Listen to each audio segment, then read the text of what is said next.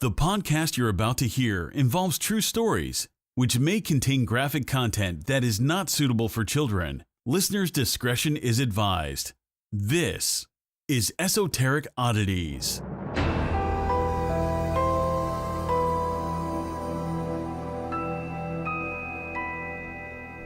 Hi guys, welcome back. Hey guys.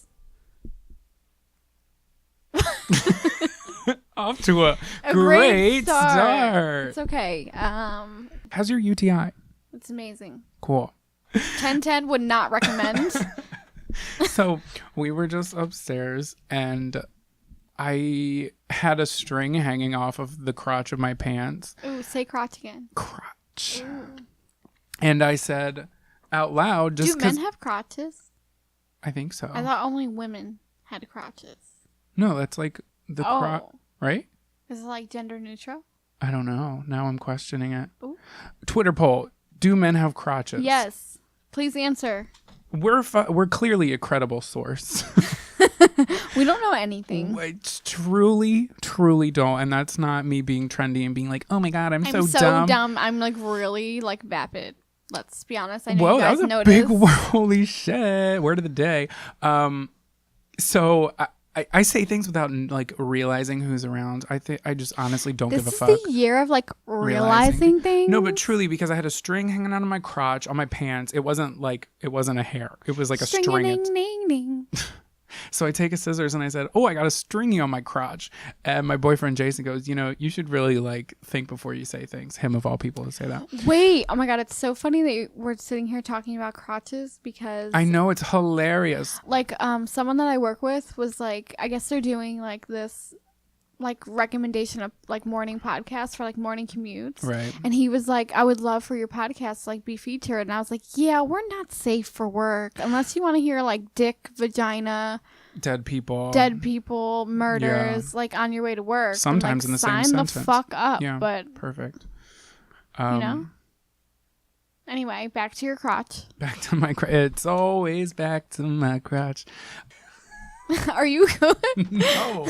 So I cut that. So Jason says you should really think about what you say. So I say shit. It just comes out of my mouth, and sometimes it's really weird shit. Jason should, Y'all should know. So the other day, I may or may not have been under the influence of alcohol or a green substance that was not a salad.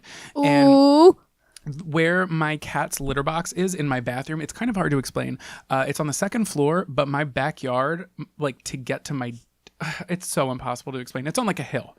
So basically, if you're standing in my backyard where the second floor window is, you're like standing on the same level. Does that make sense? Sure. I mean, I know what it looks like, so it makes sense to me. My next door neighbors are outside in their backyard doing some work. You should see. I'll show you after. Hopefully we get done before the sun goes down because they put some really good, really nice peonies out there. Amazing. Yeah. And some chrysanthemums. Oh, I think that's my birth flower. I don't think that's a thing. Yes, it is. A birth flower? Yeah. Can I finish my story? Okay. So I'm scooping the cat pee and I'm like kind of, making a little song to myself. And the cat pees for some reason. And tell me if this happens to anybody else's cat. She pees in like one spot and she doesn't like move it anywhere. So there's like this endless clump of fucking piss. So We're talking about cat pee here. Yeah, don't mind us. Quality content. Subscribe. Give us 5 stars on whatever you're listening to us on, and give yourself a thumbs up. Thanks for listening. Bye. So I'm scooping it and it almost breaks the fucking scooper. And I go, whoa, that's a big pissy patty. And I said it loud. My window's open and my neighbor looks over and I ducked because the way the window is, it's so low to the floor. It's like, it goes like high on the wall, but it goes low to the floor. See you ducking. And I ducked and he definitely saw me ducking and then wiggling my way out of the bathroom. And then I ran into the room and I told Jason and he thought it was funny. I guess it wasn't that funny when I told it. Had to be there. I hate stories like that. Why would you do that? No, just kidding. I thought it was funny. Thank you. Oh my God. Thank you so much. So back to that point you made earlier about us not being smart. So this episode, I'm sure you know from the title, or actually maybe not from the title. I don't know what the fuck I'm going to title this. But from maybe the pictures or something we've talked about. Can you title it Sarah's Butthole? Yes. And we took a Twitter poll if y'all wanted some more ghostly haunted shit or if y'all wanted some spooky UFO alien Johns. And surprisingly, you wanted more aliens. So today we're going to be talking about UFOs, aliens, alien abductions, all of that shit that you love. But I wanted to make sure that I wasn't going to do, because I remember we did this episode once before, this topic once before. It was our earlier episode. I think it was episode 5, episode 4, maybe 6, around that region. And it was called We're Moving to the Moon. And I listened back to it because I wanted to make sure. Not good. First off, I fucking hate listening back to it because I have to edit these episodes. I hate listening to my voice. I'm sick of it from doing years of YouTube. To my voice. I don't even have years of YouTube. I just hate listening. My girlfriend tried to play it when we were like under the influence of something green. I was like, what the fuck are you doing? Please shut that off. I know, it's always so weird. It's like, no, it's even worse when you're like that, because I'm like, I can't. This is too much. So I was listening to it, and it was in last summer, because it was the episode right after your birthday. So it had to have been in August. And my birthday's August 12th. Oh, God damn it. Send me gifts. Somehow, this whole conversation turns back to you. I told you, this podcast can be focused on you for 15, maybe 16%. The rest of it, read your fucking contract, bitch. Read your contracts. Just that was a really good. Just a little Fifth Harmony. Shane Dawson episode. His name is Shane Dogson. It is? Yeah. You're lying to me. No, it's Dogson. Dogson. You thought it was Dawson? Yeah. No, it's Shane Dogson. I'm totally kidding. It is Dawson. Oh my God! Fuck you! Fucking Mandela effect. You are so gullible. Yep, that's it. But I was listening back to the episode, and it was after Sarah's birthday, and I'm just going to really sum up a quick story. Basically, I bought her balloons. It was the wrong balloons for her birthday. It had numbers on it. I bought the wrong age because I'm a fucking dumbass and a terrible friend. We turned on a ceiling fan. Oh my God, stop. No, you're not. Oh, thank you. I turned on the ceiling fan and I fucked them up. Okay, wait, you were talking about me. Keep going. Oh, you're a really great friend. You're not stupid, and you're really cute. Oh my God. Like, you don't need anything else in this world. Like a babysitter, like cute, or like a boy next door, like cute. Deaf boy next door, cute, but like with a little bit hint of a murderer. Oh, Jonathan Taylor Thomas, I love it. So, but I was listening back to the episode, and we, for some fucking reason, so they were helium balloons that we popped, and I had to blow them up again. But for some fucking reason, Sarah and I kept referring to the fact that I had to blow up the balloons as something foreign that shouldn't be done. You were just like, yeah, you had to put your breath in the balloon. And then I literally, dead ass serious, was continuing the story, and I said, yeah, I had to push my breath into this balloon. And we were acting like that's not something you do. That's funny because I actually have balloons like right behind me. Oh my God! Because yes, a man paid me blow to them. A man paid me to make a video of me blowing up balloons and sitting on them. Remember, a man paid you to have me sit on a cake. Mm-hmm. That video's on the internet somewhere. Right. Yikes. We should get into that again. Okay, so what's your story? All right, so my general manager comes up to me. Or is it your genital manager? No. Okay, sorry. He's not cute. That was rude. Not really what I'm into. He's like super bro-y. Oh, but he's nice. Shout out to my GM. I don't think he listens to this, but like, you're not that bad. It's What's his name? A super bro. His name is Bob. Bobby. Yikes. Oh, my little wobbly bobbly. Anyway, if he ever listens to this, he'd be like, Sarah, what the fuck? But so he said he had a dream about me, and I was like, okay. And he was like, yeah, I had a dream that you were a serial killer. He was like, you killed 8 people. And then I saw you at work the next day, and I was like trying to be really nice to you because I knew you killed people. And he was like, I could tell that you knew that I knew. He was like, but I was just trying to be really nice. So he was like, at one point you were like, hey Bob, you dropped something. And then he like went to bend down and get it, and I guess I shot at him. No. But I missed. I was like 4 inches away from him. Feet, inches, what's closer? Inches would be closer. Okay. I was like 4 inches away from him and still missed. Oh, sweet. You were standing 4 inches away from him? Yes, and still honestly, missed. your aim isn't that great. Somehow you sit down to pee and you still get it on the seat. I wasn't going to say it out loud. Oh, but here sweetie. But anyway, I guess I'm a serial killer now, so. Oh, that was a kind of a cute dream. And sometimes dreams come true. Honestly, Honestly, fuck with me on a Monday, and we'll see about that. I'm serious. Fuck with me anytime I'm just not in a good mood. You will get the wrath. I feel like I'm really turning into one of those people. And I feel like it's funny to joke about, like, don't talk to me before my coffee. But nowadays, don't talk to me before my coffee. It's so crazy because I feel like you've never seen that side of me. Ew, I don't think you've ever seen that side of me. Yeah, def not.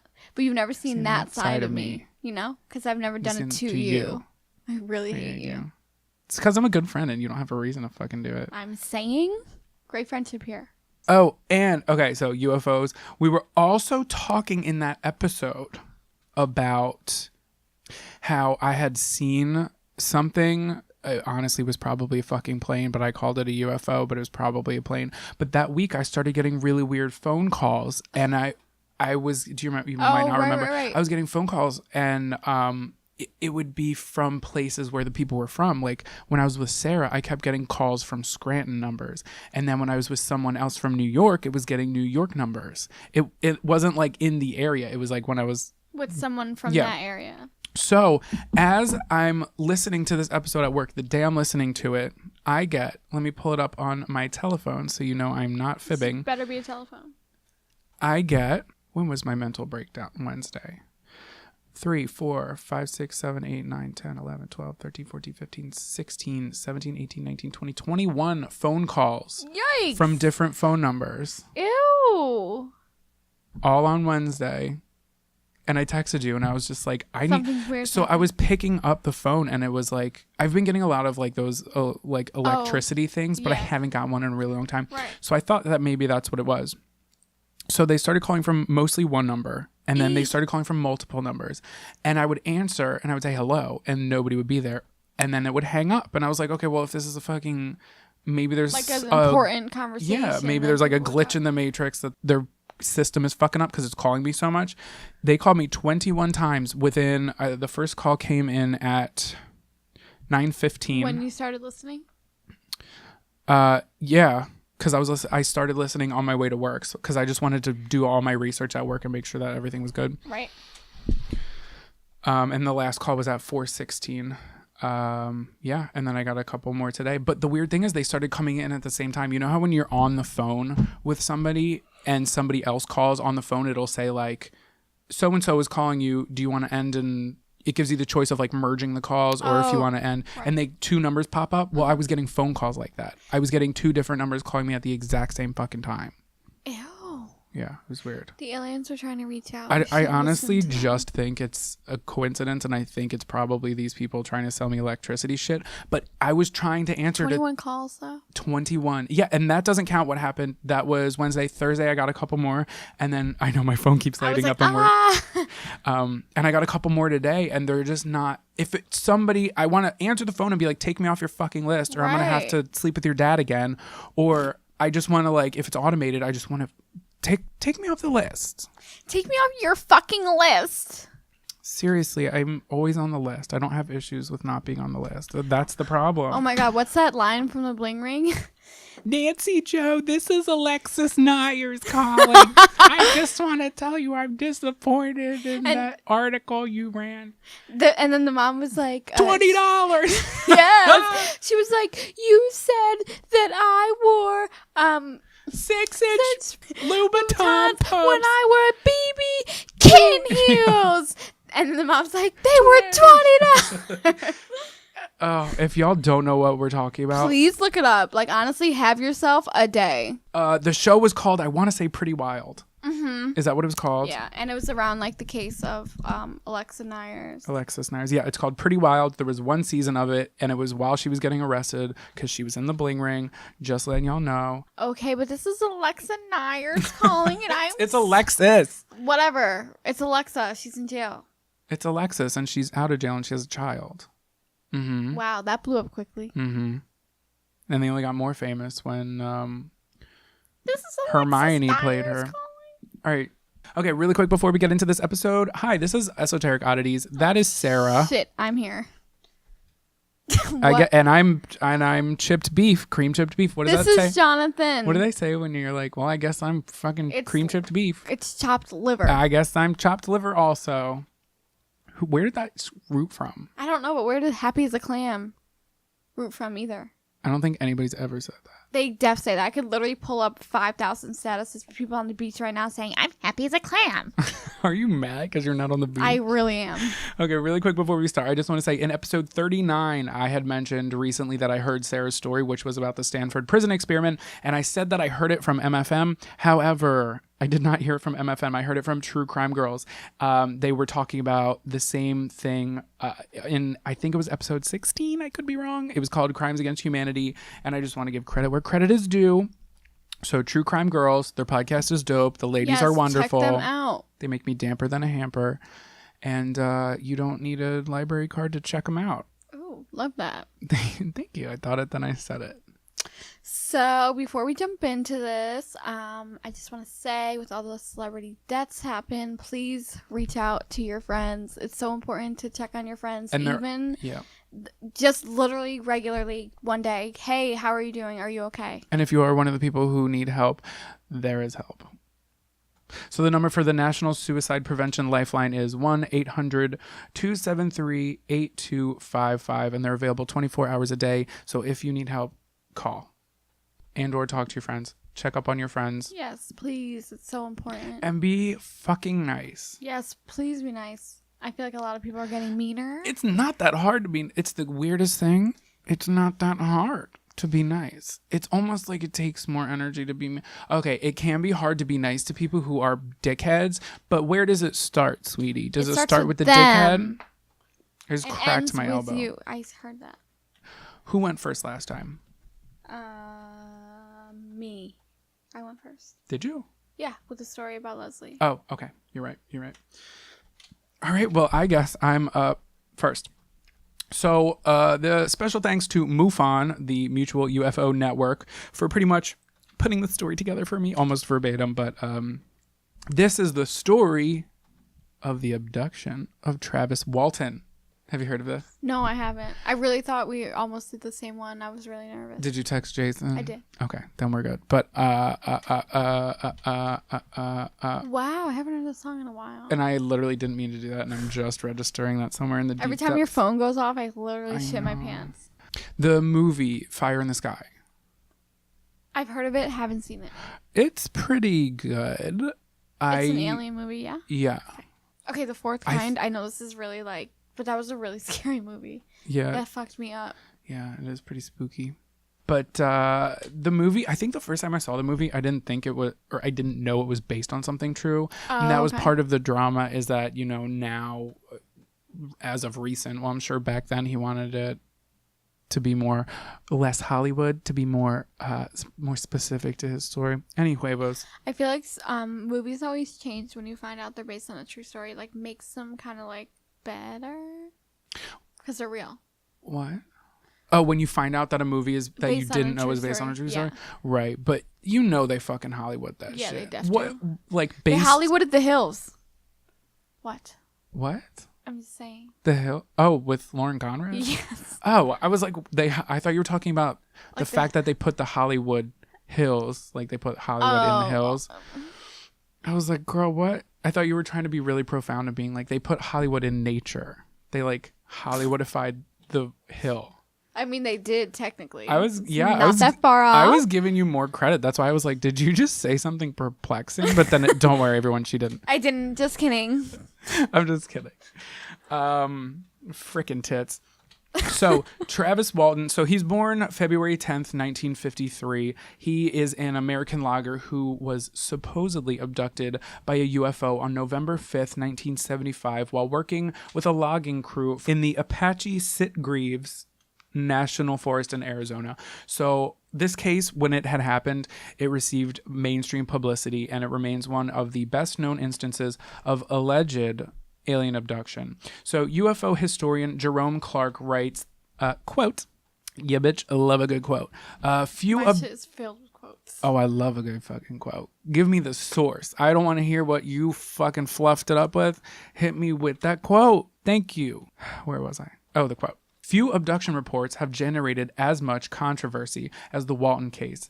It is, furthermore, one of the very few alien abduction cases. Why is my text so small? Why am I doing this to myself? I'm literally squinting when we have And you have glasses on. Yeah, I have the ability to make it freaking larger. It's 2006. You definitely do that. It's 2018. You definitely have the ability to make it larger. Wink, wink. The text. Is that subtext? Can't spell subtext without butt sex. Try it. You won't do it. Yeah. It is furthermore one of the very few alien abduction cases with a corroborative eyewitnesses. Contrary to popular belief, I have not drank a drop of alcohol. And it's so basically they're saying that there's so many people who were eyewitnesses to this that all have the same story, and this was in 1975 and until 2018 as we speak, as we sit here today. They're sticking to the same story, saying yes, it happened, and they all have the same account of it. Which I find is one of the most interesting takes on this story. So UFO researchers Jenny Randles and Peter Huff wrote that neither before or since has an abduction story begun in the manner related to Walton and his co-workers. So again, case begins Wednesday, November 5th, 1975. What's up with, I feel like UFOs and abductions always happen in the forest. It's in the forest or it's over a highway. Yeah, like what's up? Well, think about how many forests there are. That's true. Or the desert, freaking Area 51. That's true. But it's like, what's so popular about that place? Like those type of places. Maybe because it's secluded. Do you remember that scene in Spice World? That shit fucked me up. I do actually, because I couldn't stop thinking about it. I was like trying to correlate. Like when I was younger, I think I could kind of tell I was going to be into this shit because I would see weird shit and I couldn't stop thinking about it. Yeah, that shit was word. It was. Back to my story. Yes. So it's November 5th, 1975. Then 22-year-old Walton was employed by Mike Rogers, who had for 9 years, Mike Rogers had for 9 years, worked with the United States Forest Service for various duties. So Rogers and Walton, they were best friends. And Walton was actually dating Rogers' sister, Dana, who he later married. Fun fact. Others on the crew were Ken Peterson, John Goulet, Steve Pierce, Alan Dallas, and Dwayne Smith. And they all lived in the town of Snowflake, Arizona. What a cute fucking name for a hot-ass desert. Where do you live? Snowflake? And then imagine someone like not knowing it's in Arizona and they get there and it's like... But I want to build a snowman. Right. Shut up, Elsa. We can make sand angels. Ooh, that's a way to get a UTI. Yeah, it is. Trust and believe. So Rogers was hired to thin out scrub brush and undergrowth from a large area which was more than 1,200 acres near Turkey Springs, Arizona. So the job was the most lucrative contract that Rogers had received from the forest surface, but the job was behind schedule. So as a result, they worked overtime to fulfill the contract, typically from 6 a.m. until sunset. I say, homeboy, I'm sorry. I got to go home. I'm tired. My limbs hurt. This timber, it ain't worth it. I'm out here getting go. splinters. I'm 22. I'm young. I could sell this ass on the streets. So just after 6 p.m. on November 5th, Rogers and his crew finished up their work for the day and they piled into Rogers' truck. Yes, all of them were fitting in a pickup truck. Amazing. Is it like the one with no back? No back seat? No. It's like, it has... The regular ones. Yeah, the regular ones. Listen to us fucking talking about cars. What the fuck? I go to take my car in for a fucking oil change and they go, is it a sedan? I said, no, it's an Elantra. The man laughed at me. I was like, what? Back to the story.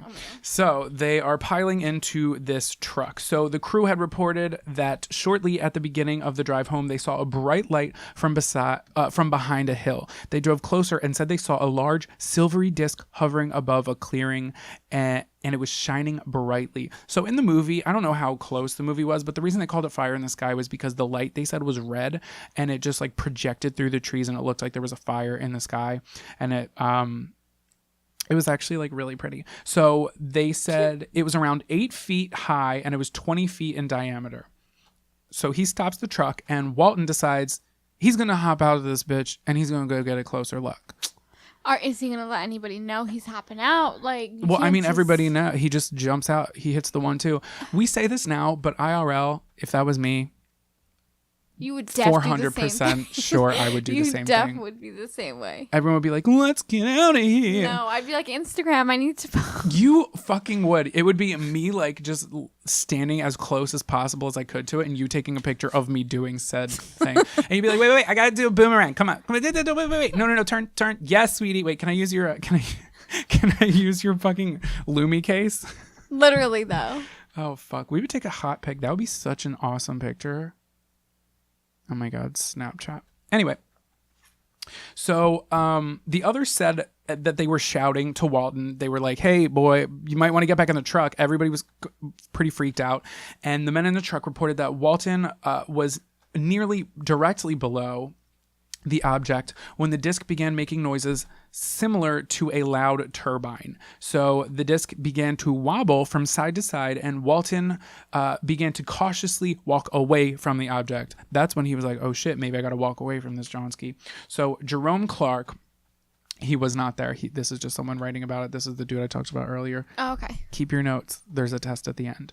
He said that after Walton moved away from the disc, the others insisted they saw a beam of blue/green light coming from the disc and strike Walton. So that made Walton, they like sent him up into the air. Clark then went to write on, here's a quote, Walton rose a foot into the air, his arms and legs outstretched, and shot back stiffly some 10 feet. All the while caught in the glow of the light, his right shoulder hit the earth and his body sprawled limp over the ground. So it was kind of like he got struck by lightning. So he wasn't hovering, but like he got struck by this light that was instantaneous, so it's like quick. And he like shot up and flew back. Oh, wow. So about 7:30 p.m., Peterson called police from Heber, Arizona, near Snowflake. Deputy Sheriff Chuck Ellison answered the telephone. Peterson initially reported only that one of the logging crew members was missing. That's all he said when he called the police. I guess that's a lot to say to police if that's what really happened. Okay, so when he was like kind of, I guess, struck by lightning, did he disappear after that? Okay, here's another thing. This report wasn't really saying it. This is what happened in the movie, and this is what some reports were saying, was that when he got struck by lightning, he was so far away from the car, they thought he was dead, and in the movie they're screaming, he's dead, and it and they drive off, and then they get about halfway, everybody in the car is fighting over like, we need to go, he's dead, we need to go get help. They didn't have phones, and then the other half of the car was just like, we need to go back, we can't fucking leave him, like we don't know if he's dead. Right. So in the movie, don't know how close this is to real life, but Mike, everybody gets out of the car but Mike drives back. He's not there. So then he drives back, picks up the guys. Okay. Yeah, I guess I did leave that big hunk of chunk out. But Don't that worry, I'm going to pass the quiz. Yeah, perfect. So Ellison meets the crew at this shopping center where there's a bar. So they related the tale to them. All the men were super distraught. 2 of them were in tears. So these are like buff. I mean, not to bring toxic masculinity in, everyone's in touch with their feelings. But in 1975, these are like buff dudes in their like young to mid 20s. I think one of them was like in his early 30s, if not late 20s. And they're all like lumberjacks. They're like, testosterone, chainsaws, timber. Dicks. Redwood. Dicks. Perfect. So 2 of them were like in tears and couldn't even talk. Oh, no. So the cop obviously is somewhat skeptical about this fantastic account. Ellison would later write, quote, if they were acting, they were awfully good at it. So he's like, this is weird. What's going on? They're very convincing. Yeah, because it really happened. Oh, mind blowing. Well, it's hard for people to grasp that because they're not as smart as you. It's just like if you see people like in hysterics, maybe you should like just take it a little bit serious. Maybe, but then again, I understand they're skeptics. So Ellison notified his superior, who told Ellison to keep the crew in Heber until he could arrive with Officer Ken Copeland to interview the men. In less than an hour, they arrive, and the crew again relays the information to the cops. So Mike Rogers again, insisted on returning to the scene immediately after the search for Walton with tracking dogs if possible. No dogs were available. Sorry, they're all on vacation. What are you gonna do? But the police and some of the crew returned to the scene. Crew members Smith, Pierce, and Goulet were too upset to be of any help, so they decided to go home instead. So, Sketchy. yeah. At the time, law enforcement officers were suspicious of the story related by the crew, mainly because there was nothing in the field where they said he went missing that was like enough physical evidence to back it up. We are literally talking about aliens, extraterrestrial beings. They're not going to leave any marks. Sure they will, but you let them fucking know, Sarah. Sedan Sarah. Heard it here first. Sarah Sedan. Sarah, you're so damn cute. Aw, thanks. You're welcome. Though more police and volunteers arrived to search the area, they found no trace of Walton. So apparently winter nights in the mountains were bitterly cold. Who knew? Maybe Snowflake is chilly after all. Ooh.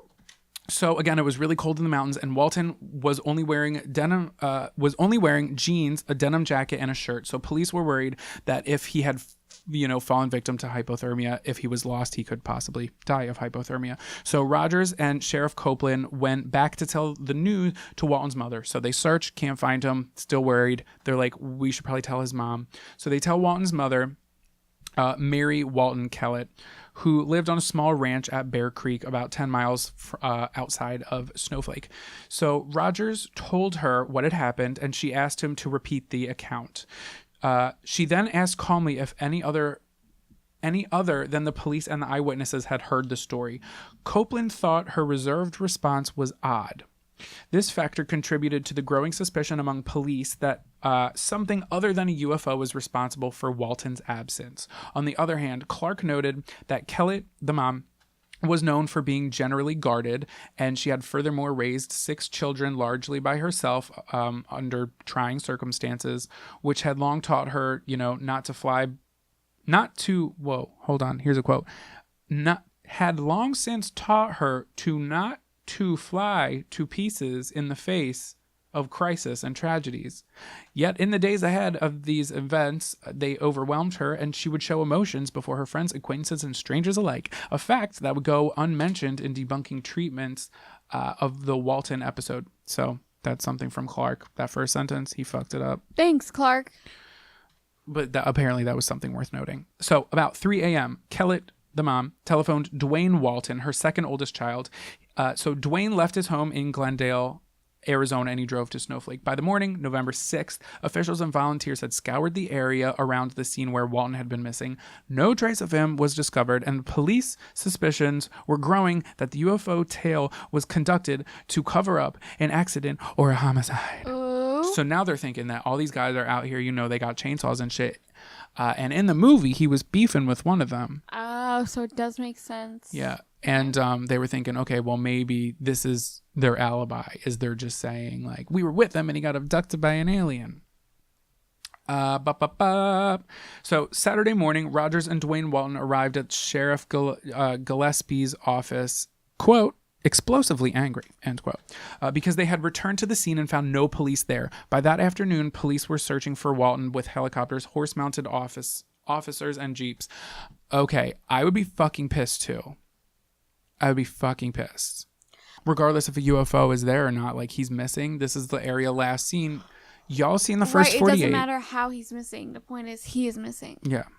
So by Saturday, word of Walton's disappearance had spread internationally. News reporters, UFOologists. Also, can somebody please correct me on how to say UFOologist? It's ufologist. It's like one word. It's like UFOLOG. There's no UFO-ologist. It's just like ufologist. And I feel like I have peanut butter in my mouth when I say it. So he was a UFO specialist. How about let's call him that? So news reporters, UFO specialists, and the curious began traveling to Snowflake. Among the visitors, this was probably great for fucking the locals. You got your small town shops. Right. I've been selling knick-knack patty wax. Give a dog a bone. On the corner over here, and I got all these people coming through. All of a sudden, I'm like, I'm going to take advantage. I'm going to start selling lemonade. I got a freezer. I'm going to sell some ice cream. We got all these people in our town. You know, the economy, it's down there. It's down. Anyway, among the visitors was Fred Sylvanus. He was a Phoenix UFO investigator who interviewed Rogers and Dwayne Walton on Saturday. Again, Mike Rogers was there. He was Walton's best friend, and Dwayne Walton was Walton's brother. Yes, his older brother. So, and the brother wasn't there at the time. Okay. And in the movie, I don't know what their relationship was like IRL, but in the movie, the Rogers and Dwayne were kind of not beefing, but like Dwayne was pissed. He was like, if you're lying about this and you did something to my brother, like I'm holding you accountable, you little shithead.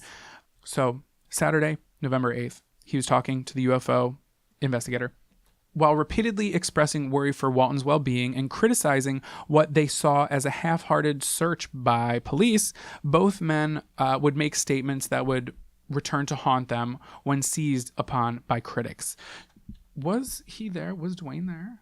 Okay, there was a Dwayne Smith, not to be confused with Dwayne Walton. That I just almost fucked myself up. Two different people. Yes, Dwayne Smith was there. I think he was the youngest one. I think he might have been a senior in high school. And then Dwayne Walton is the one who got abducted. The one who got abducted's older brother. Got it. The one who got abducted was Travis Walton, but I've just been calling him Walton. Yeah, that's why I got confused. We're here. We're queer. On the recordings made by this guy, Sylvanus, Rogers noted that because of Walton's disappearance and the subsequent search, he would be unable to complete his contract with the Forest Service. So he was just like, y'all, I can't keep cutting because we got this dude missing. And he hoped that the search for his missing friend would mitigate the situation. So Dwayne Walton reported that he and Walton, him and his brother, were quite interested in UFOs, and that some 12 years earlier, Dwayne had witnessed a UFO similar to the one witnessed by the logging crew. So Dwayne, the older brother, is saying that him and Travis, who's missing, had been really into UFOs, and that Dwayne himself, who's not missing, had 12 years prior seen a UFO. That sounds similar to what these guys were saying. I don't want to say probably shouldn't have said that, but this like raised flags to people. They were just like, Maybe it is true. No, maybe it's a lie is what they're thinking. How would that be a lie? Because they're thinking that it's just like this fabricated thing. Oh, see, I would think like two people saw it. It's probably true, but I'm gullible, so. Yeah. Shane Dogson. He reported that he and Walton had both decided that if they had the chance, they would get as close as possible to any UFO they might see. Literally, me. Dwayne said his brother probably would not be injured by the aliens because they, quote, don't harm people. So without intending to do so, Rogers and Dwayne had pretty much laid the foundations for an alternative interpretation of the case with their statements. They thought they were trying to help. People took it. This is where shit started getting really controversial. By the way, Travis is still missing. Where is he? Right. And everyone's fighting back and forth if this shit is real or not. Yeah. So shortly after the interview with the UFO specialist that, pretty much nailed sealed the caulk on the coffin, sealed the nail. The nail. Nailed the hole. Nailed the coffin. Yes. Yeah. Perfect. Cool. So shortly after that interview, Snowflake Town Marshal Sanford Flake of Snowflake. Ew. Gross. You think he had dandruff?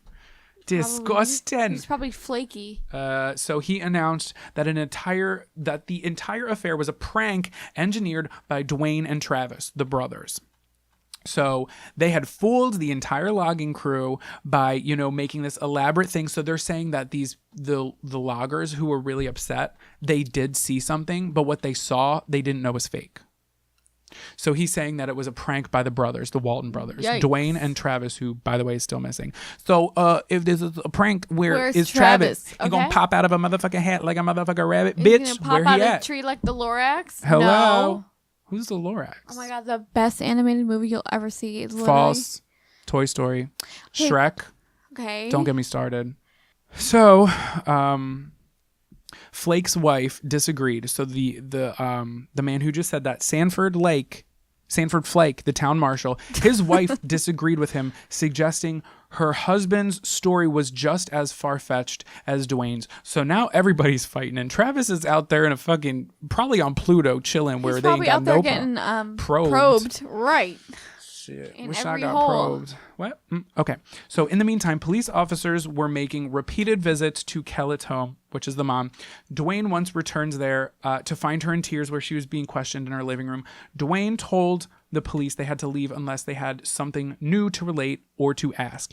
Dwayne suggested that she spoke with police on the front porch, which would allow her to end an interview anytime she wanted simply by going inside, which makes sense. So she did exactly that after Marshall Flake arrived to relay the message, which Clark notes, which is the guy who I'm reading a lot of this information from, which Clark notes contributed to the feeling among skeptics that Kellett was, quote, hiding something or someone, end quote. Dramatic. So Dwayne also spoke with William H. Spalding of Ground Saucer Watch. Spalding suggested if Walton ever returned, the Ground Saucer Watch would provide a doctor to examine him in confidence. Spalding also suggested that if Walton returned home, he should save his first urination to be tested. So if he has to pee, you better find a cup with a lid, baby. Right. Cup with a lid. So on Monday, November 10th, all of Rogers' remaining crew took polygraph examinations by some bitch who I'm probably not going to talk about again, so I'm not even going to name him. So this dude, his questions he asked any of the men if they had caused harm to Walton or knew anybody who had caused Walton harm. So they were just like, hey, did you kill him? Not directly, but they were like, is this a fucking homicide? Do you know something you're not saying and this is a cover-up? Sorry. So if they were asked if they knew where Walton's body was buried and if they told the truth about seeing a UFO. So did you see a UFO? By the by, did you kill him? Do you know somebody who killed him? Where's his body? Do you know where his body is buried? I'm sorry, they're yes or no questions. So the men all denied harming Walton or knowing anybody who harmed him. They all denied knowing where his body was, and they insisted that they did in fact see a UFO. Everyone except Dallas, who did not complete his exam, thus rendering it invalid. He got like really nervous and he jetted. Which looks bad. Yeah, why would you ever do that? I think they put you under a lot of fucking pressure. Oh, right. And then it just like... Yeah. Especially... And don't they like make you kind of say stuff that aren't true? They did that to... well, that's when they question people. Making a murderer. Yes. This is what... Well, I guess with the polygraph test, you could twist the questions. And if you get fucking nervous... Also, this is 1975. And this has been going on for 5 days. So 5 days ago, he was in our lives. It's been 5 days. And they're talking about this shit like in London. Oh, shit. Okay. And also, like, that was his friend. Like, of course, he's not going to be like... I'm getting a phone call. Oh, my God. Stop. Don't answer it. I'm scared. Hello? Hello, this is Alex on the recorded line. You've submitted a health insurance request with us before, and I wanted to reach out because we've introduced a new product that I think could be a great fit for you. No, Alex. Is it a dildo? Guess not. Well, it turns out the UFO is just Alex trying to sell me a dildo. That was disappointing. Well, I don't understand why they called me 22 times. Frick, we cracked that case wide open. I had a feeling that that's what it was. But it's weird that it started when we were talking about UFOs. Well, also, It's 9 o'clock on a fucking Friday. Why did this person say something and the others didn't? I don't know. I don't know. I feel like the aliens are trying to reach you. They really are. And his name is Alex. So, blah, blah, blah, blah, blah, blah. So basically all of the men, they saw a UFO. They didn't kill him, didn't know anybody who killed him, and they all passed with flying fucking colors. Amazing. No one knows anything. So basically saying that they were telling the truth, though. That's true. That's good. So from the official report, quote, these polygraph examinations prove that these 5 men did see some object they believed to be a UFO. Also, going to bring back the facts that a UFO doesn't necessarily have to be a fucking alien. A UFO is mostly related to aliens because it's an unidentified flying object, but things can be UFOs until you figure out it's a fucking airplane or until you figure out it's like a... Oh, right. That is true. It's just an unidentified flying object. Right. It doesn't mean that it's like an alien spaceship. Yeah. People I just... always thought it did. I mean, it pretty much does because things that are continuously UFOs, they're just unidentified. So we're just like, ooh, aliens. And if the UFO was fake, he said these 5 men had no prior knowledge of it. So if this was a prank, the dudes who were working who were loggers had no idea about it. So following the polygraph test, also it's a fucking polygraph test in the 1970s. They love those. 'Cause Yeah, that's but- the only fucking evidence they had. And it doesn't hold up in court. No, it doesn't. It doesn't. Because can't you manipulate them? Probably. Like, I feel like you can manipulate You can anything just about. either manipulate them or they're not 100%. Right, like, it could say you're lying when you're not and vice versa. Also, what if the dude who's reading the polygraph test has it fucking out for you? Nobody knows how to read that paper but him and probably his wife. And he's just like, oh, this means you lied when it means you truthed. Right. So, following the polygraph tests, the sheriff announced that he accepted the UFO story, and he says there's no doubt that they're telling the truth. So the cop is like down for the UFO story, bringing great business to the knick-knack paddywhacks and the lemonade stands in town. Business is booming. People are smiling. Travis is still missing. Dwayne and Mike get a phone call, and it is like really breathy, and they're like, what the fuck, who is this? And what they can make out from it is that it's Travis. And this is in the middle of the night and it's pouring rain, and he's at a gas station somewhere. These aliens, listen to our last episode about aliens. They just love probing people and dropping them off at the gas station. They sure do. Like, yikes. So they go to the gas station, and he's there next to the ice machine outside. It's pouring rain. The gas station is not 24 hours, so it's closed. Butt ass naked. No draws. Just balls. Yikes. Balls to the ground. And pretty much the people who go to find him is it's Mike, Dwayne, I think Dana, which was Mike's sister and his lover. Yes. And then Travis's, right? Yeah. Travis's girlfriend. And then two other people. I don't fucking know. Does it matter? Probably not. So Dwayne remembered Spaulding's promise of a confidential medical examination. Without having notified authorities of Walton's return, Dwayne drove him to Phoenix, Arizona late Tuesday morning, where they would meet with Dr. Lester Stewart. The Waltons reported that they were disappointed to learn that Stewart was not a medical doctor, as Spaulding had promised, but a hypothermologist. All right, so. Love it. You did great. Thank you. You're doing amazing, sweetie. So Spaulding and Stewart would later report that the Waltons had stayed with them for over 2 hours while the Waltons insisted that they were in Stewart's office for at most 45 minutes. So this is just where people's controversies are coming in. They're like, he said this, she did this. We have a naked man who claims he's been probed by aliens. Like, let's focus on that. Who's been gone. He's been missing for 5 days. Hello, he's back. So by Tuesday afternoon, word of Walton's return had leaked to the public. Dwayne took a telephone call from Spaulding and told Spaulding not to bother the family again. So Clark writes that after this telephone call, Spaulding became a sworn enemy of the case. Dun, dun, dun. And he's the UFOologist, bitch, and he's out here. He gonna come and get you. Anyway, so among other telephone calls after the news of Walton's return was one from Coral Lorenzen of APRO, a civil UFO research group. She promised Dwayne, so many promises, that she could arrange an examination for Walton by 2 medical doctors. Why can't this man just go to a fucking hospital? General practitioner Joseph Saltz. We're dropping names. We are dropping names and knowledge. Shit. So Dwayne agreed that they were going to go take him to this bitch. 3:30 p.m. on a Tuesday.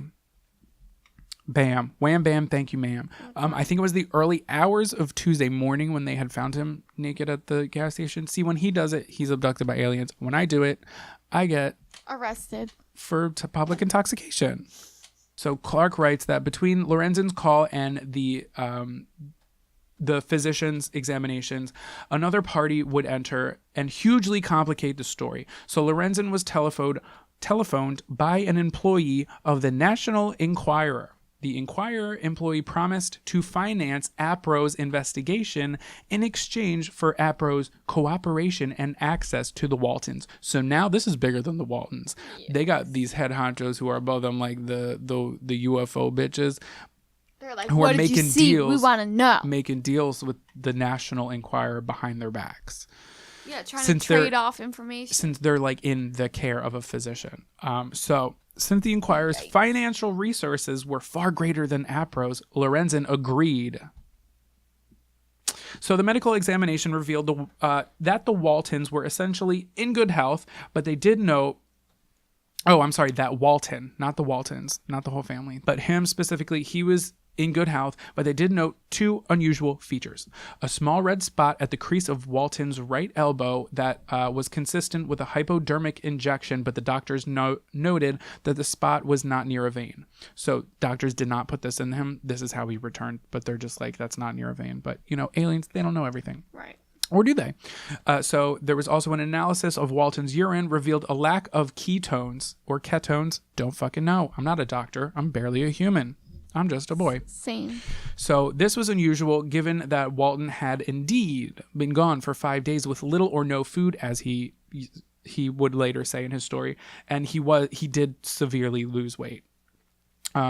They said that his body should have started breaking down fats in order to survive, and that would provide high levels of ketone in his urine.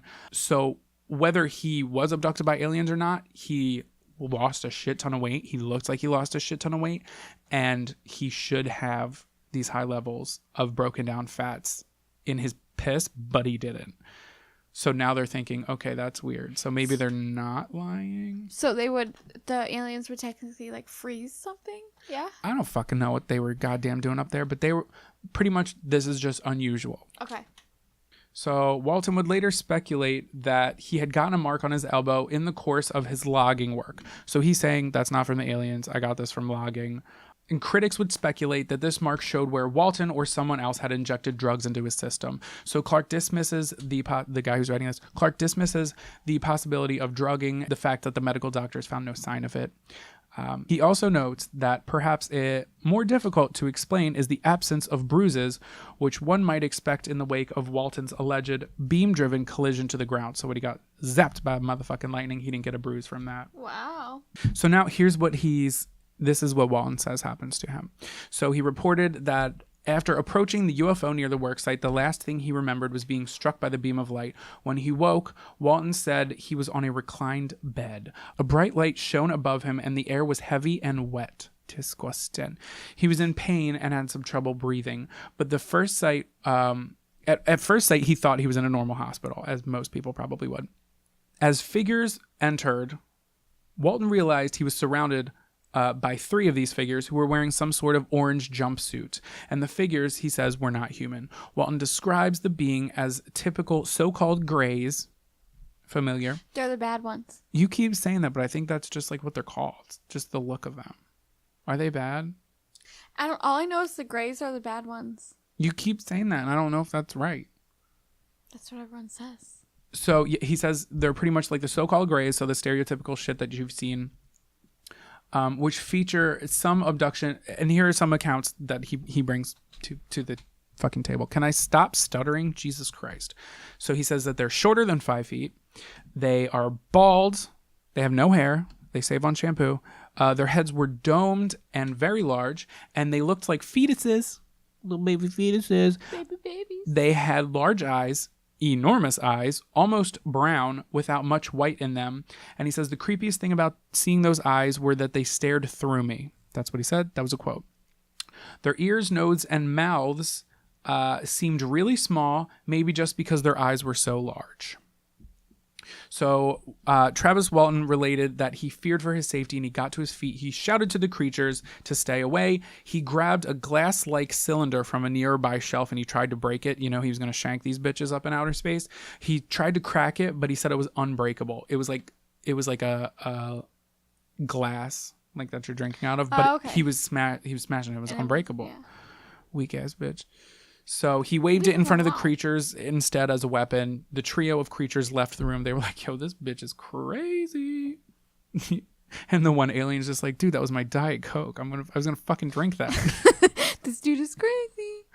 So now people are just like, well, if you were so weak and you had an aching body and you were in pain, how were you able to jump up in like a fighting stance and pretty much run away? Because it's called adrenaline. Hello, Jinx.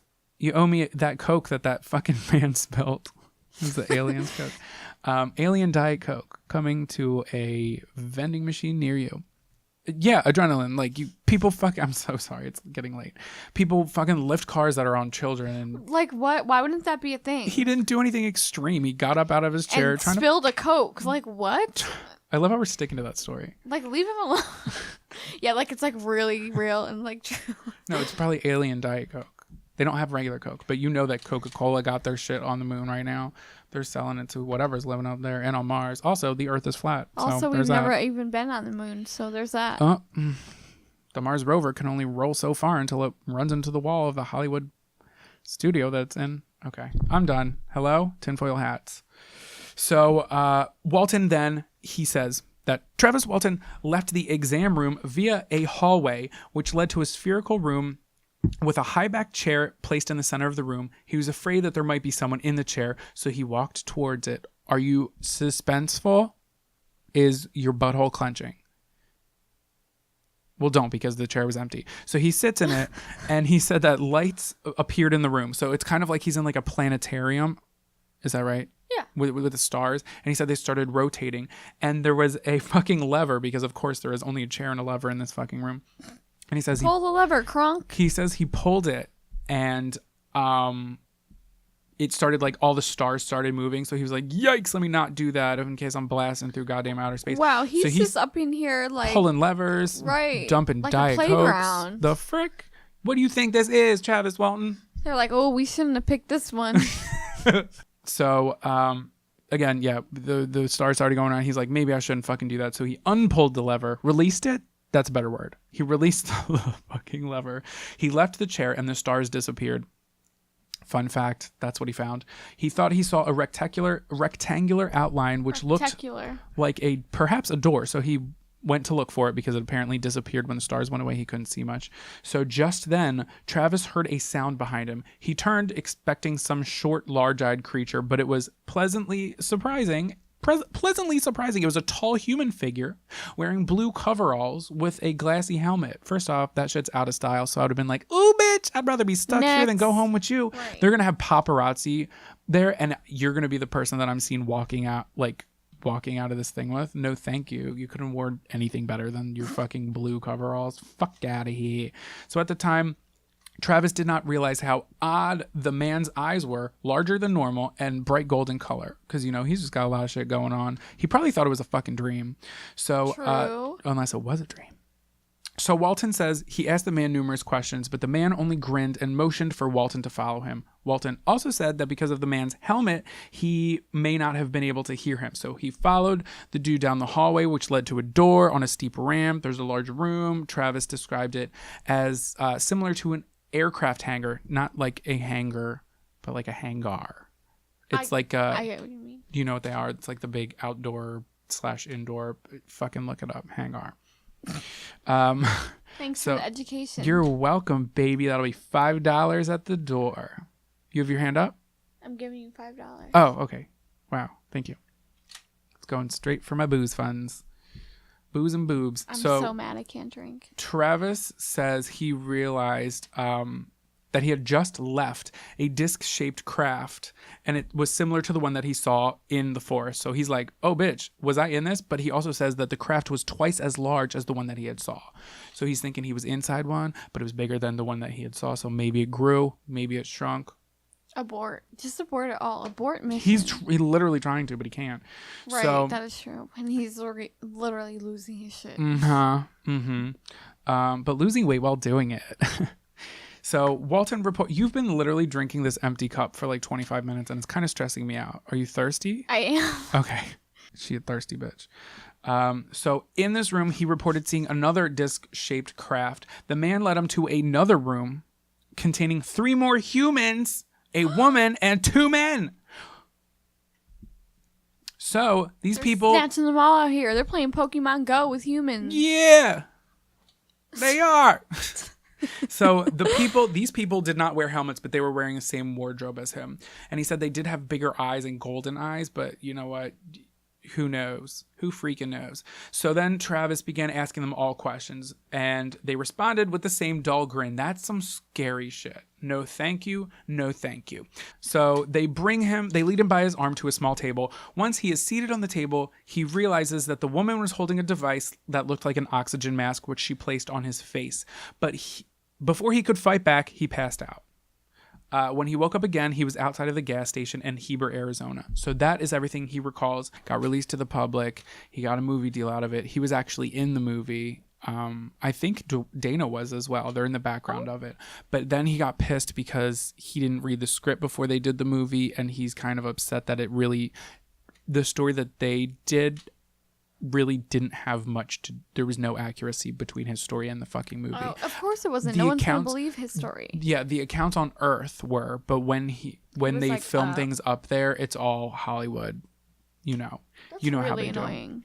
The movie's like not that awful. It's not as like cringy and horrible as you would think it would. Yeah, be. it sounds cringy and horrible. It's actually not that bad, and it's like I think it's like a 2-hour movie, and from what I remember, it kind of just jumped into it. Like it wasn't really that slow. It's just like you really were just like in the story and you were in it to win it. So yeah, that is the story. Highly controversial. He still openly talks about it today. He's got a great mustache.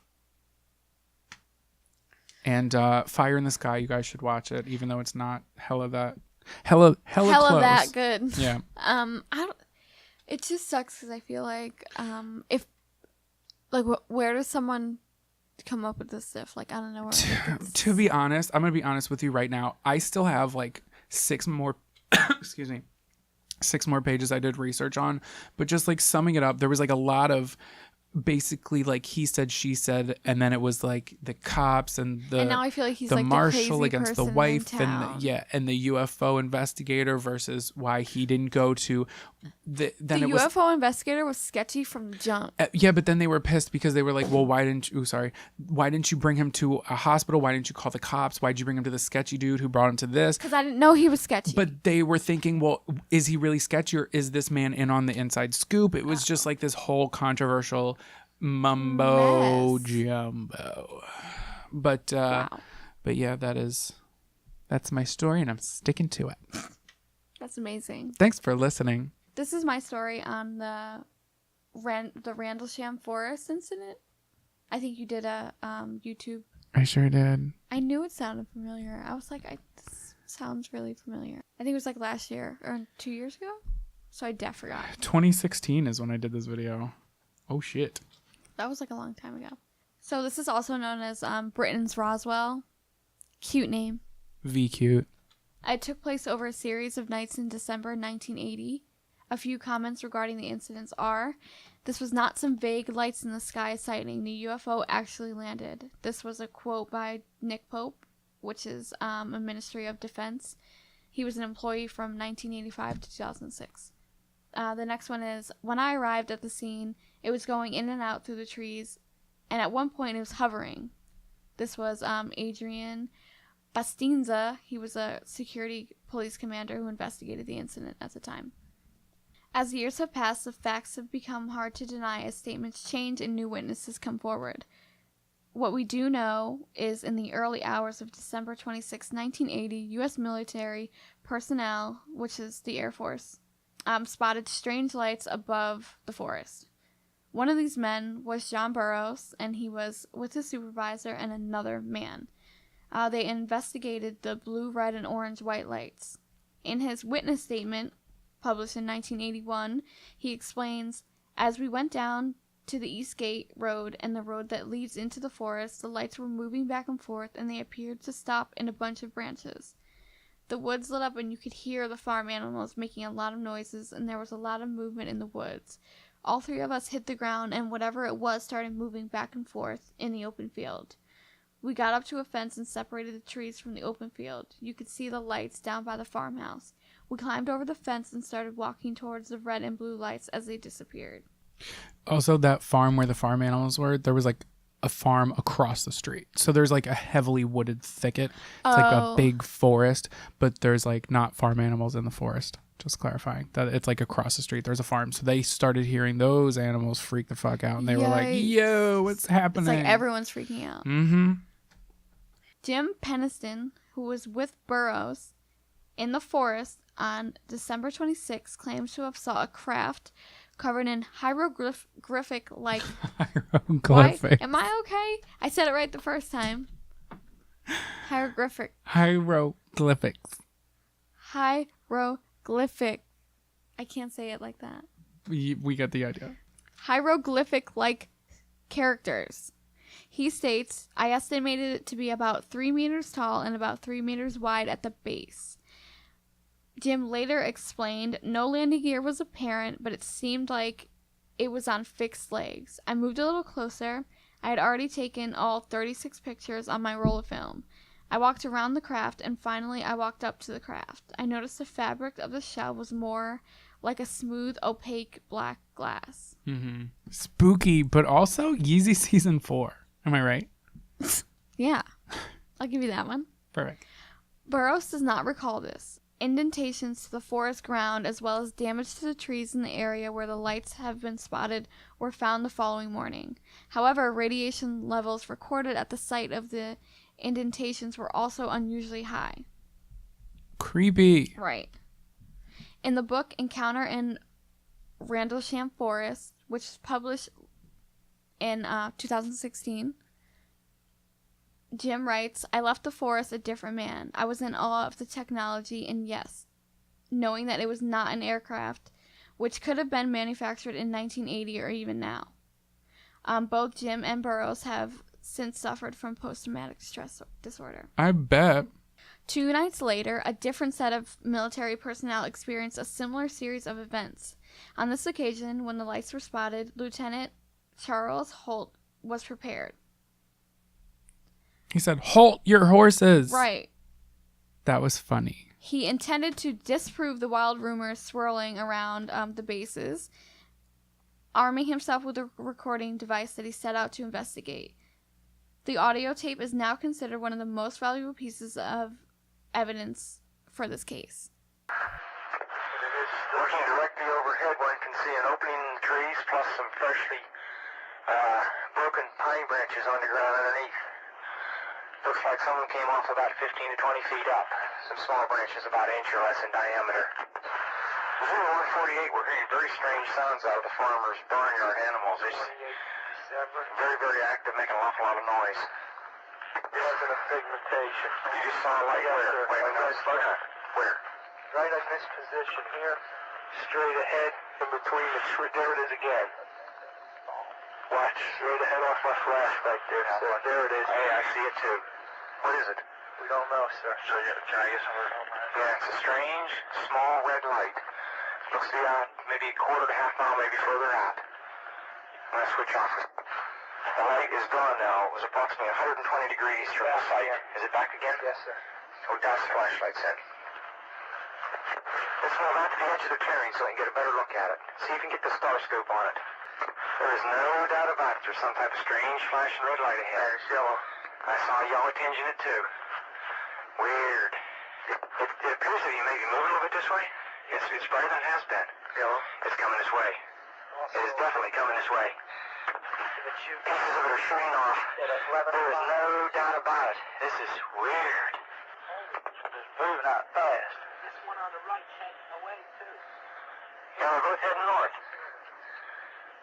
Hey, here he comes from the south. He's coming toward us now. Now we're observing what appears to be a beam coming down to the ground. This is unreal. So, sorry, I just want to say that the recorder then runs out of tape after that, and what you heard was there was more than one person talking, and I know it was really hard to hear, but like, also I don't know if you said it, but this took place in the UK, right? Yes. But these were American guys. Oh, okay. So this was like an American troupe who was based in the UK. Yes, and he also states that these occurrences were picked up on the radar. Yes. So just clearing up, that's why they had like southern accents, but they're in the UK.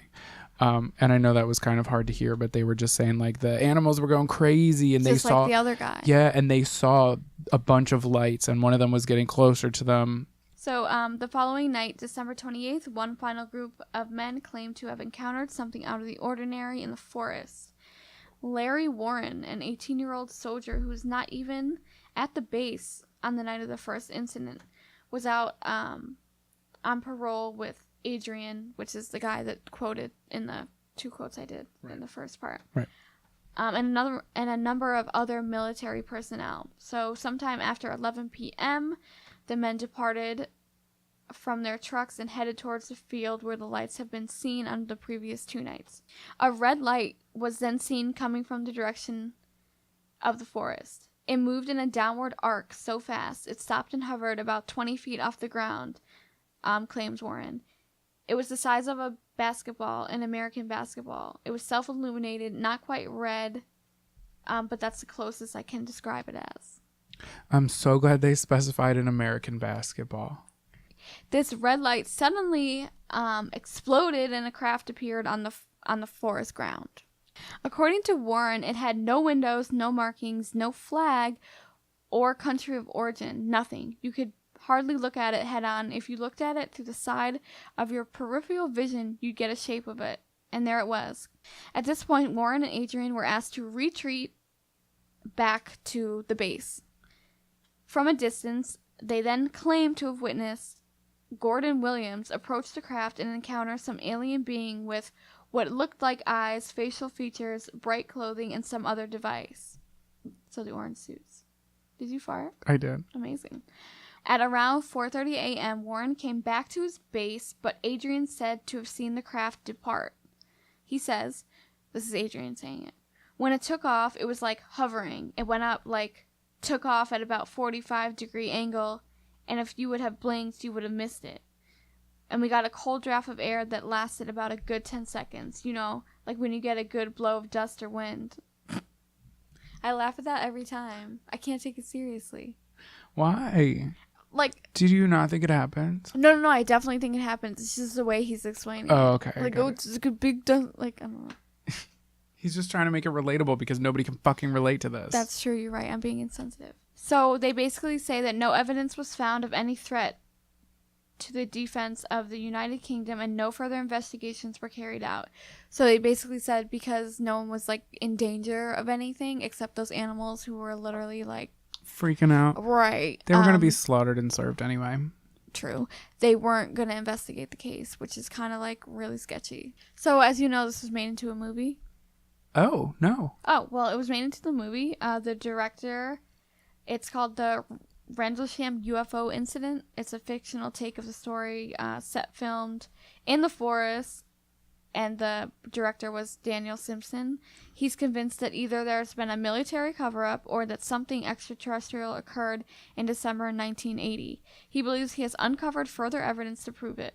While filming in the forest, he states, it does have a very strong atmosphere. Oh shit, they filmed in that forest? Yes. Oh frick. I'm sorry. I got really fucking excited. No, it's okay. He described it as a mystery.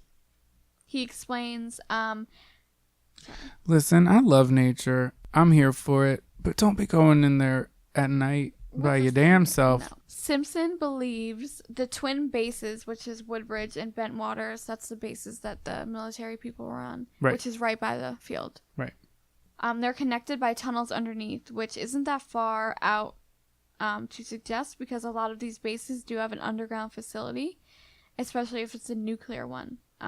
He states you don't keep nuclear weapons on the ground level. They have you drop down. Right. He continues and says, I recently heard a very interesting story of a guy that went up to the Bentwaters Air Base, and because it's privately owned, some of those buildings are rented out to people. A company up there wanted to have their internet sorted out, and this guy dug down, and he was a telecom guy. He came back, and he was sheet white. He couldn't believe it. He said he'd just come across these cables 2 foot down, and they were cables delivering such a powerful internet connection, but they were cables from 1980. Have you ever seen the show Dark?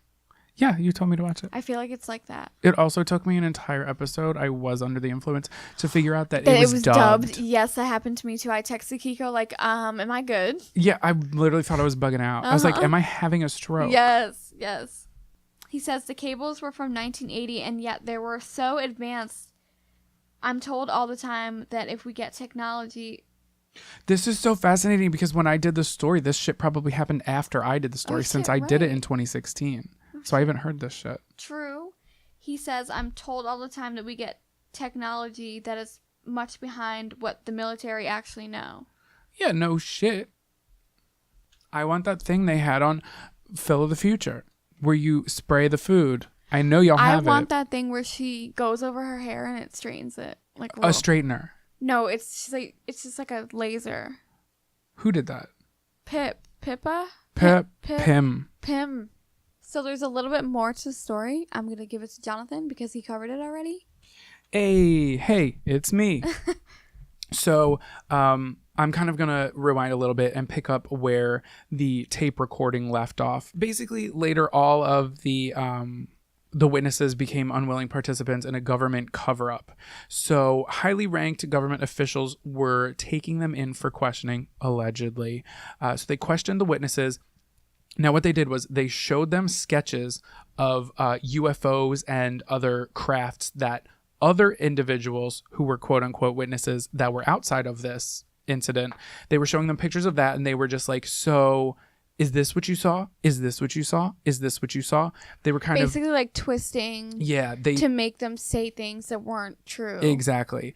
So later, some people said that it seemed like government officials were taking extra steps to convince witnesses that the light they saw was from a lighthouse, which was over 5 miles away. I really doubt that the lighthouse. Okay, these people really mentioned they mentioned colored lights. Yeah, they mentioned things freaking out. If it's a fucking lighthouse, that shit spins. Like they would see that like over and over again, round and round, and it doesn't make animals go crazy or trees like blow in the wind. So basically they were like tactically twisting their questions to ensure confusion within the men that were being interrogated. So one official allegedly said to a witness, quote, "Bullets are cheap, a dime a dozen," end quote.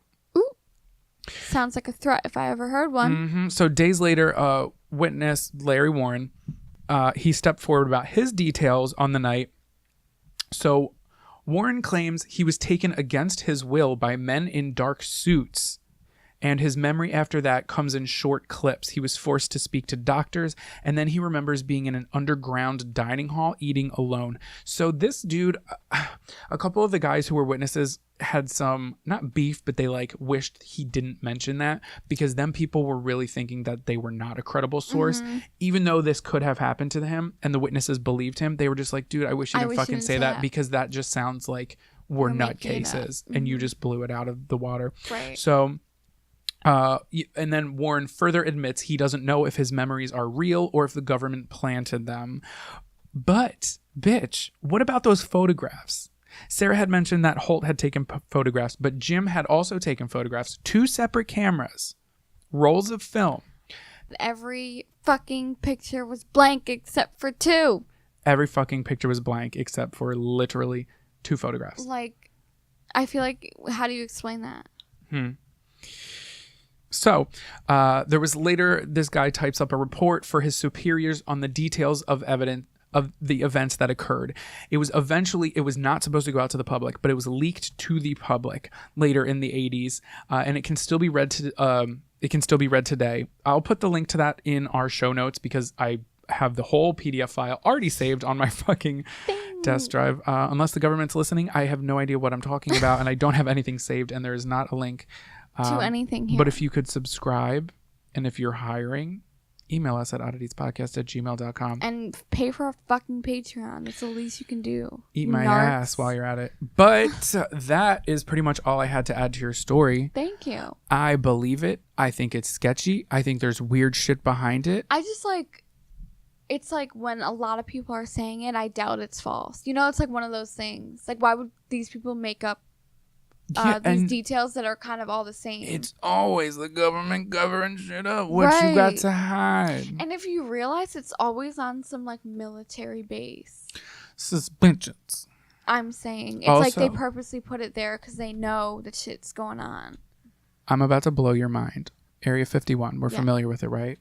What if there's 50 other areas we just don't know about? Shut the fuck up. It definitely is. That is a really good theory, though. Thank you. I'm blown away. Oh, fuck. I don't have a fun fact or a tweet of the week. I have a tweet of the week. Can you take one for the team for me? I got you. So, this is from @Conrad_totebag. Weird.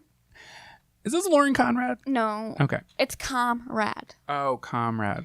Here's my hot take. Don't check in on your friends who struggle with mental illness unless you're prepared to do something besides say, yeah, man, that sucks. I'm sorry, when they tell you what they're going through. Okay, it's one of my biggest pet peeves when I explain something to someone and they say, that sucks. Or I hear it a lot, like I'll just be listening to people's conversation and I hear like, that sucks. Like, this person is aware that it sucks. You don't need to reiterate that it sucks. Yeah. With anything. So it's less than fun fact, but a fact nonetheless. No, but I totally get it, and I agree. Thank you guys for listening. Thank you to our Patreon supporters. Patreon, you have a new episode, and guess what? It's a video. Woo! If you guys want bonus episodes and or videos, bonus content, head on over to patreon.com/esoteric oddities. Follow us on social media. You know where to find us. Email us at odditiespodcast@gmail.com. Frick your dick and keep it slick. Right. And give us a 5-star rating because we deserve it. we do deserve it. But I think the real question here is, what would you do if your son was at home crying all alone on the bedroom floor because he's hungry? I would call the aliens. Okay. Bye. Perfect.